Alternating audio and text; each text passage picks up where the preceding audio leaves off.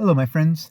I successfully navigated the testing to see if I have any blood flowing to my head. I don't know if I passed the test yet or not, but that's beside the point. Let's take a look at the dark side of life for a second here. One of the biggest things everybody is talking about is the 15-minute city. Now, in England, Oxford actually has a 15-minute city plan, and the 15-minute city plan involves that you have all of the services and things that you would need in a 15-minute walk or bicycle ride. That way you don't have to drive that pesky thing called an automobile because you know that's dangerous for the environment, allegedly. So I know what you're saying. That could never happen here in the United States. Let's think about this. Personal care homes/facilities. Okay? You go in relatively healthy, say at the age of, I don't know, 60. We'll go 70. Let's say you're healthy, the blood flows properly for you, and your mind is working. Whew, I'm in big trouble. But you go in at 70 and you go in and you have like a little apartment, you and your spouse or your significant other at the time, depending upon the situation. And in that facility, they have a cafeteria, they have a gift shop. Now, who knows what you'd buy at the gift shop? Maybe personalized pens or, a couple of pens for the grandkids when they stop by, some little, lapel pins, maybe some games, some toys, I don't know, coloring books, whatever. Okay, so you got your little shop there, got your little canteen where you can go in and buy some snacks and stuff like that, all within your little 15-minute walk.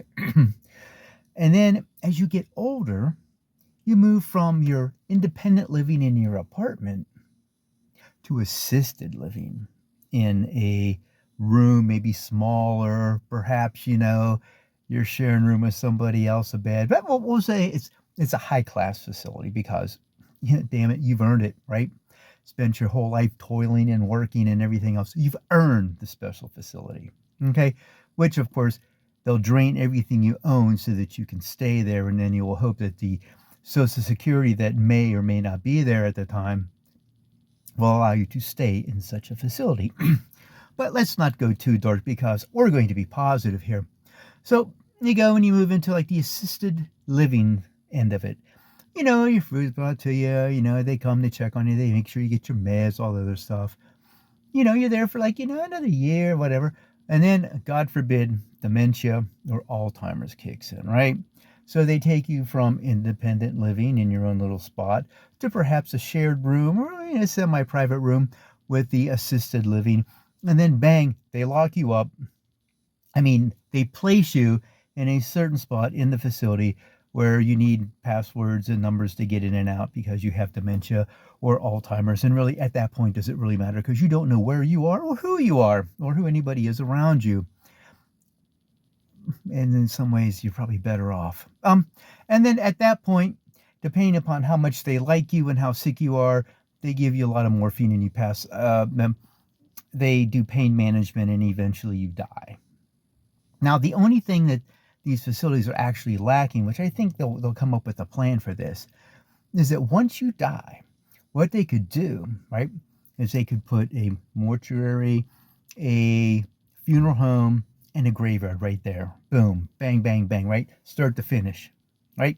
And then the beauty of it is that as a way of, since we're doing a 15-minute thing, of protecting the environment and all that, they could start to grow their own food. And what they could do is they could take your body, put it in their field. As you go back into Mother Earth, Mother Earth takes your body, takes the nutrients, and they now have fresh homegrown cucumbers for their salads. So really, once you're in the facility, you never actually leave. Oh, I guess you would if they flushed you. But that's really not a positive sight because that would be like a burial at sea at that stage, right? Okay, just a few thoughts on the 15-minute cities, end of life things, how you're going to spend the last, say, 5-10 years of your life, as long as they'll let you live at that point. And then don't worry about the Social Security because I'm sure it'll be there so that you can live in a nice facility like that. Well, guys, that's all I got to say. Perhaps, the blood's starting to flow. in a circular motion, vein to vein, or vessel to vessel, or whatever it would be up there in my head that's empty. Great Star Trek. Hey, all right, guys, have a great one. Think about it. Peace out. 15 minutes, you'll be done.